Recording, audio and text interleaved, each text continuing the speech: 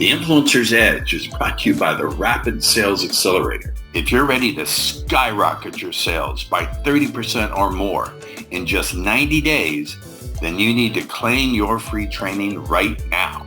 You'll learn 4 words that will compel your prospects to trust you like they were children within the first 3 to 5 minutes of any conversation across any platform and any medium. You'll learn how to give your prospects objection amnesia, to crush objections like, I need to talk to my spouse, or I need more time to think it over, or it's too expensive. And finally, you'll get a free recorded audio training that will install unbelievable attitudes for success and wipe out any limiting beliefs.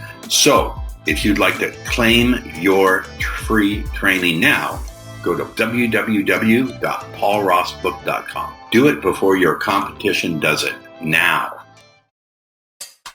Welcome to the Influencer's Edge. This is the place where you come to get the latest breakthroughs, cutting-edge insights, tools, and techniques to leapfrog over the pack in sales, persuasion, and influence. Be sure you visit our website at www.theinfluencersedge.com. And while you're there, subscribe to us via your favorite network. Now sit back, tune in, and enjoy today's episode. All right, welcome back to the Influencer's Edge. My guest today has had so much success, I try not to be envious, but I'm a little envious. No, I'm not envious. I'm inspired. I think when you go from envy to inspiration to education, you make some big leaps. So our guest today is the strikingly handsome and wonderfully successful. I'm already massaging your ego, Brandon Cobb. Brandon, I'm going to just say a few things about you, then we'll jump in. This is from your bio. I usually skip through the bios very quickly. So Brandon was a former medical device sales rep. Wow. Thank you so much. My nephew has type 2 diabetes, and he has one of those pumps, so he doesn't have to stick his finger. Thank you for that. Did that involve, so what did that involve? Going door to door, or not door to door? Obviously, you're not knocking on people's doors, but you had to go see doctors, or how does that work? No, not knocking on doors trying to see if somebody needs a anchor for their labral tear or rotator cuff or ACL reconstruction. Though in college, I did spend my summers going door to door selling ADT home security systems and contracts. So I've got a lot of experience in that, paying my college bills. Pause. Now, I have to ask you about this because so many of a huge portion of my guests are into sales. That's what they do. Did they give you any training for that, or did they just throw you into the pond? And the second part of that question is, that's the hardest kind of sales to do, door to door, because you get rejected right to your face and often angry in an angry way. So did they give you training? And more importantly, how did you handle that tremendous amount of door slamming? It's a great way to cut your teeth in sales. As a 17 and 19-year-old young man, it couldn't have been better for me for a variety of reasons. We all know what sales does and how it affects your life.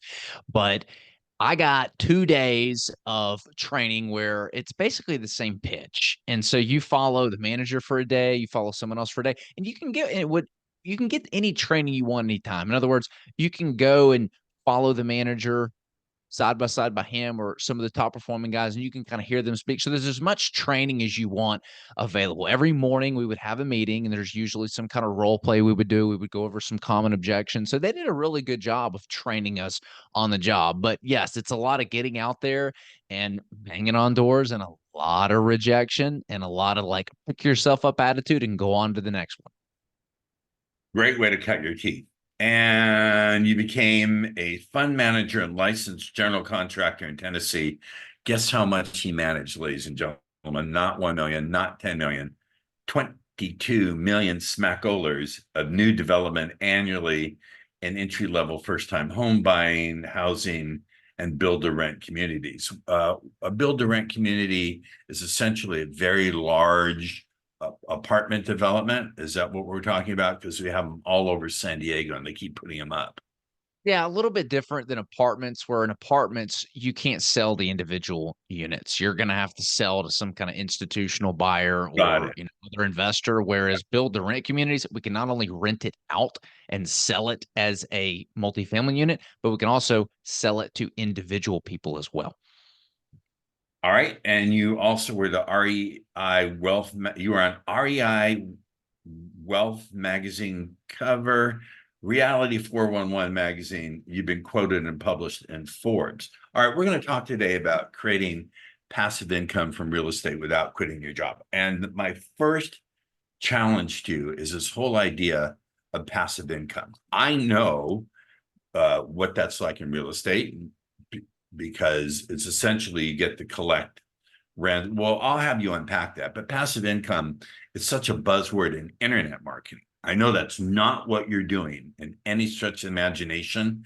A lot of people watching this would say there's no such thing as passive. At the very least, you have to manage it, look after it, make sure it's being properly invested. So let's talk about, first of all, what do you mean by passive income? The passive income is a truly hands off mailbox money source of income. And you're right. A lot of people hear the word passive income.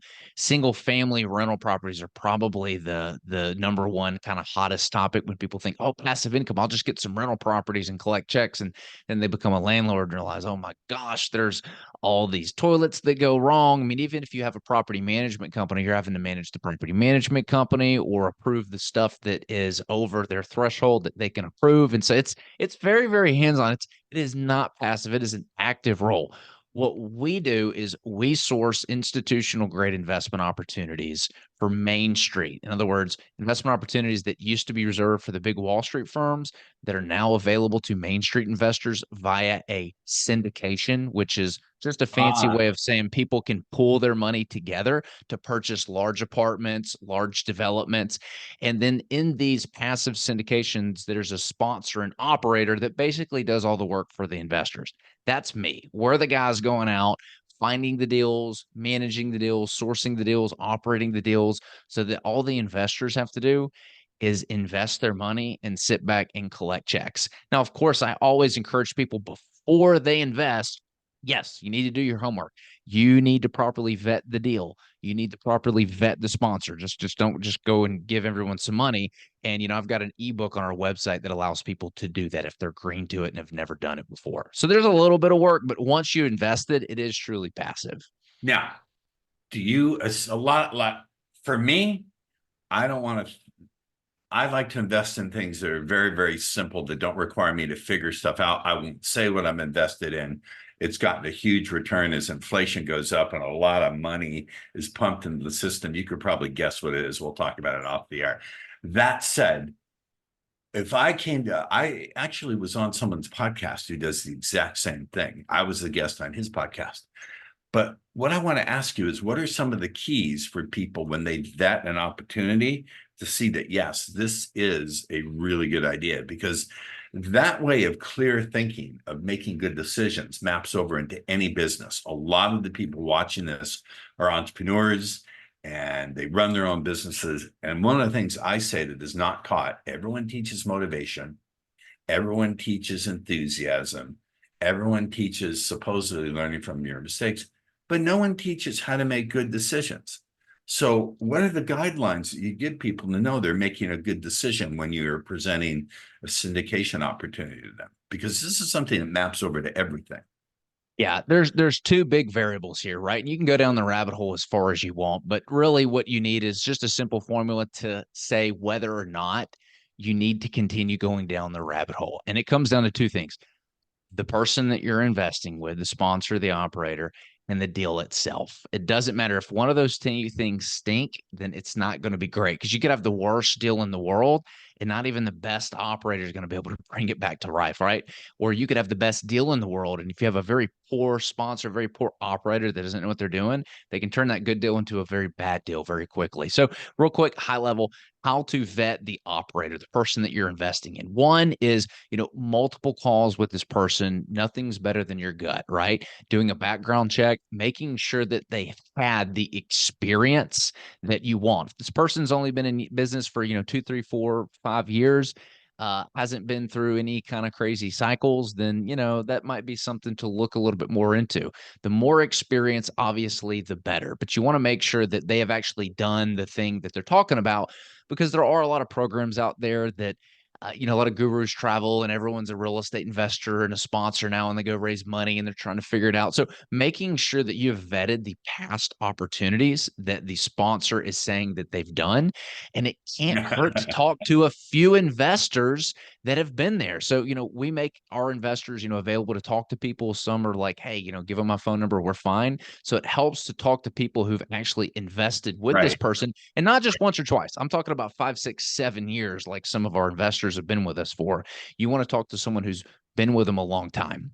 So I, can't hurt to do a background check. Can't hurt to talk to some people who've invested with them. It can't hurt to have a few phone calls with them, make sure that the personalities align, and you get all of your questions answered. That's just kind of like a high level on vetting the person right there. From there, you can kind of go down the rabbit hole a little bit more in my book, and we can kind of bounce on to the deal and the next step before. I know you've got some questions. well, yes, I do have some questions. I like what you said because in the internet marketing space, there's got to be a zillion coaches who make their money teaching other people how to make money on the internet, but they've never actually made anything other than teaching other people how to make money on the internet. It's just loaded with fakes and phonies, and it's it's it's really a bizarre space and a bizarre territory, uh, as I'm sure you know. Let me ask you this. So if you are vetting an investment, so you've already vetted the sponsor, how does someone know that I'll tell you why I asked this. Many years before you were born, because you look like a super young man. You're like 41. I'm 33, but thank you. Oh, what the hell do I know? Okay, so you're 33. Way before you were born, there was a book called Winning Through Intimidation by Robert Ringer. And he said one phrase that stuck with me. For those in the know, the word is cash flow. Do you understand what he's talking about? So how do you vet a good investment opportunity, a good syndication opportunity? Yeah. So number one is never invest in anything that you don't understand. If after Right. looking at everything and speaking with the sponsor, getting them off, you still can't understand a few things, that's a big problem. And so Warren Buffett's famous for not investing in the NASDAQ and the tech stocks because he's like, I just didn't understand the internet. And he's continued to do well. So don't invest in hype. Don't invest in relationships. Don't invest in like emotions. It needs to be a completely rational decision. So looking Good. at the deal, one of the things that you need to understand is what is the break even point?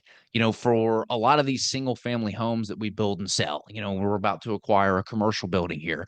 What is the investor's break even point? So asking them, hey, what does the price of this home have to go down to for me to get my money back? Seeing what that bank loan is on top of what the investor's equity is, that should be pretty simple and straightforward. You should see exactly where your capital stacks up in the deal. That's why they call it a capital stack.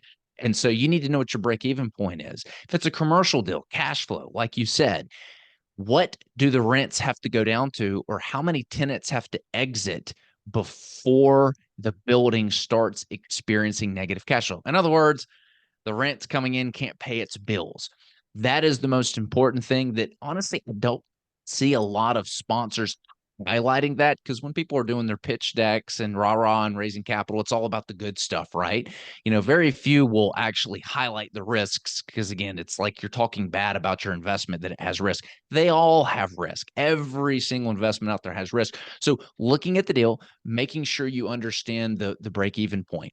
Another important term is to understand the debt. Right now, there's a lot of distress in multifamily, office space, and commercial, and people don't realize that distress is primarily in bridge loans. In other words, that borrower took out a loan and they had a very short amount of time to pay it back, and interest rates went up during that time period. The ones that had long-term fixed rate debt where their monthly payments were not changing, those are going to do absolutely fine. So understanding the terms of the debt, when can the bank call the note due? How long do you have on the debt? That's very important for an equity partner to know, because the bank has to get paid back first before the Totally. investors do. So Oh, again, it's very important to understand what are the terms of the debt. And then I always go back to, the documents themselves. Most people don't want to read through all the legal paperwork, and I can't blame you. But when you're looking at the deal, you want to see how your investment is secured. If you have a promissory note with an investor, let's say you want to just do like a hard money loan on a house or something that someone's flipping, for example. Great way to create passive income. One of my favorites. Is the deed of trust in place? How is your investment getting secured to yep. the real estate? And if you're investing with a sponsor, they should always make the attorney that set up the fund or the syndication available to the investors. If they don't want to give you access to that person, that's kind of a red flag right there. So those are some high level things looking at the deal itself, that if you see that it breaks even, if it's properly secured to the investment, and if the debt isn't something that sends up a red flag, those are things you want to be very aware of when you're looking at the deal itself. Now, you've repeatedly mentioned the word debt. As I look at statistics, Americans are carrying so much debt, both just simple credit card debt and debt on their mortgages, and debt here and debt there and debt everywhere. How do you, if I'm looking and thinking, I've got this much debt already, and I see the opportunity, and this could get me out of the debt and make me a substantial little nest egg. At what point do I go, I'm already carrying too much. I don't know if I want to step into this and carry more. Yeah, I don't recommend anybody that has a lot of credit card debt to invest. The number one thing that we ask on our one-on-one calls is, do you have an emergency fund set up? In other words, 6 to 12 months of income sitting in an account. I don't Right, ask about credit card debt. I don't right. get that personal. All we want is we want to make sure that you've got that set up. And people are like, no, we don't, then we do not let them invest. And And a lot of so Americans don't. The statistics I've seen is a gigantic portion of Americans are living paycheck to paycheck, and even ones who have pretty high income jobs. And it's also dependent, I think, and you push back on me on where you live. I live here in San Diego, where that is now, I don't know that I believe it, the most expensive city in the United States. I would think that Manhattan is more expensive, but you understand, I think people find it harder to save in places where rents are just sky high. yeah, and it also boils down to lifestyle and discipline. I mean, here's the funny thing. We as human beings tend to increase our style of living with how much money we make. And so True. it's not culturally popular to save and invest money, right? You've got these, I mean, every time you go to the mailbox, what do you get? There's a new credit card in the mail that you can Yeah. potentially get, No, right? no, It's just so easy. And I don't think that we do a very good job in our educational systems of no, educating the implications of credit card debt, compound no. interest. We do a very bad job of that. So I think it has a lot less to do of I think it's just the culture, man. The culture that we live in, it's not popular to save. And unfortunately, I get a lot of phone calls. Most of our investors are it's mostly males that are in their 50s, though we do have a lot of females as well, but it's usually the breadwinner of the family. And they've had the wake up call. Their last kiddos going through college, they're finishing up. They realize that, oh my God, I'm not where I need to be on the path to retirement. I do not want to work the rest of my life. I've got bigger dreams than, sitting in this cubicle or working for someone forever. I need to start doing something about this. And so that's typically, who we get. But it's much easier if you start earlier on in life and you get that snowball going, over the course of, 20, 30 years, as opposed to, hey, I Yep. got 15 years left until I'm 65. What do I need to do here? Or I am 65. What the hell do I do? What do I Right. do? I Yeah. get it. I get it. I get it. How often do you get the objection, or maybe it's not even an objection, it's a wise thing where people say, I need my spouse to look this over with me. How do you handle that? Because it's a big financial decision and the spouse has to be there. So because anything, and here's one of the things I've found in decision making. Oftentimes people will take their stress and their negativity and stuff that's in the relationship and bring it over into financial and business decisions. Do you get that objection? And is it a deal killer? I I need got to. it a ton in door-to-door sales, but here's the interesting thing that's set up and what's kind of unique about our sales cycle is typically we're not setting up like one-on-one calls, when there's investment opportunity. It's more of a webinar. There's a bunch of people showing up and then Got they it. sign up afterwards. They Got it. do have to book a one-on-one call to like get to know us, but we're not trying to like sell them an opportunity then there. It's just to get to know them, build a relationship, understand what their goals are. It's all needs Yep. assessment. If you break down the sales process, it is strictly needs assessment. There's a little bit of value prop in there, but by the time someone books a call with us, they have usually been following our social media posts that we educate on this topic for. I've had people for like 3-4 years sometimes, or they've been receiving our weekly value add emails that educate them on the topics of real estate and passive investing for a long, long time. They've heard multiple podcast episodes on us and they've listened to something that piques their interest. And so they've usually gone on the website, they've seen all of our educational resources. So by the time they show up on our call, they're usually ready to rock and roll. And they ask us some questions. And that's basically it. There's not like a hard close or try to do that on the Good. call. They Good. they are like primed and ready to rock and roll because we've delivered so much value to them before that phone call. You see yourself, my insight into you is you see yourself first and foremost as an educator. You educate. And then if it's a fit for a sale, that's okay. And if it's not a fit, then you're okay with it. You don't want to do something for someone if it's not really truly a good idea. You must get personal satisfaction when people get it's not just a deal for you. Do you get a nice dopamine rush of satisfaction when people call you or connect with you and say, this is really a great investment? Thank you. Oh man, it's so much fun, especially when it's distribution time. Like we just sent out a wire for close to $475,000 to investors just last week, and I'm getting emails going like, "Woohoo! All right, when's the next deal?" Or this is cool. Like that's the most fun is when it's like distribution time. We're all clinking champagne glasses, and we did some awesome deals, and it's exciting. That's what makes this job very enjoyable is to see the responses that we get when these things work out. I love It's super, super cool. And like I've had guys that uh, having that level of trust too definitely does something for your ego in a good way, not a bad way. that. I've I had know some that's guys fine. start out with one or $200,000, and over the course of 5-6 years, they've got over $3 million with us. And so it's really funny. You never know who has money that comes out of the woodwork in your network, but to be able to those big checks. I mean, that's a huge sign of trust because you're working with people's blood, sweat, and tears, like their Yep. hard-earned Yep. money. That's what it is. Money is just a reflection of blood, sweat, and tears, and time and hard work. And And so, good for someone decisions. to, And I yeah, would add in good decisions because you can put in tons of work, but if your decisions are shitty, it's not going to pay off. 100% good decisions as well. And so that makes you feel good about yourself when you are getting those checks and you are helping people get to where they want to go in life, help them reach financial freedom. Our motto is we want people to build a legacy, make an impact with loved ones, and ultimately retire. That's what we want to help people do. I love that word legacy. That's a powerful word.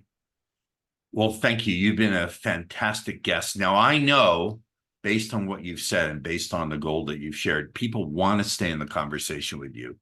So, how do they do that? How do they stay in the conversation with you? Yeah, if that sounds like you, if you are somebody who's looking to build a legacy, make an impact with your loved ones and retire, you can go to our website, hbgcapital.net. It's pronounced Harry Bob Gary Capital.net. I joked that there was someone in the UAE stole the .com, so it was .net. But on that website, we have a free ebook, 100 questions business owners ask before investing. And I wrote that ebook because I got a call from one of our investors asking if I would help out one of his buddies that was in a lot of trouble. And I said, sure, what's going on? And he said, look, he lost a good bit of money in a real estate deal and he's looking for guidance. And I said, I'd be more than happy to help him. So I took his call and I'll never forget that call. It became very apparent early on that he just was very green. And again, he did not know how to properly vet the deal, secure his investment, vet the sponsor. And because of that, he paid the price. He lost over $150,000 and there's no Ouch. getting it back. He did, Ouch. besides suing the guy and trying to get his money back, I mean, there was no recourse. And Notes. so I said, if I could just prevent this from happening to just one other person, this would be a huge success. So I wrote that ebook. Questions are the key that unlock answers that you need. Sometimes when we're green to investing, we don't know the answers that we're looking for. So we don't, because we don't know the questions to ask. So I wrote that ebook to give you a list of questions that you can ask that will basically prepare you to vet the operator, sponsor, and also the deal itself. So you can go grab it on our website. It's free, and we've got a ton of other free educational content. Thank you so much, sir. And we will see you next time on the Influencer's Edge. Thank you for being a fab guest. Stay on with me in the green room because I want to talk to you a little bit more. We'll see you next time. The Influencer's Edge is brought to you by the Rapid Sales Accelerator. If you're ready to skyrocket your sales by 30% or more in just 90 days, then you need to claim your free training right now. You'll learn 4 words that will compel your prospects to trust you like they were children within the first 3 to 5 minutes of any conversation across any platform in any medium. You'll learn how to give your prospects objection amnesia, to crush objections like, I need to talk to my spouse, or I need more time to think it over, or it's too expensive. And finally, you'll get a free recorded audio training that will install unbelievable attitudes for success and wipe out any limiting beliefs. So if you'd like to claim your free training now, go to www.paulrossbook.com. Do it before your competition does it now. Thank you for tuning in to the Influencer's Edge, where you get the latest breakthroughs, cutting-edge insights, tools, and techniques so you can leapfrog over the pack in sales, influence, and persuasion. Remember to visit our website at www.theinfluencersedge.com to enjoy even more great episodes like this one. We look forward to seeing you again on the Influencer's Edge Show.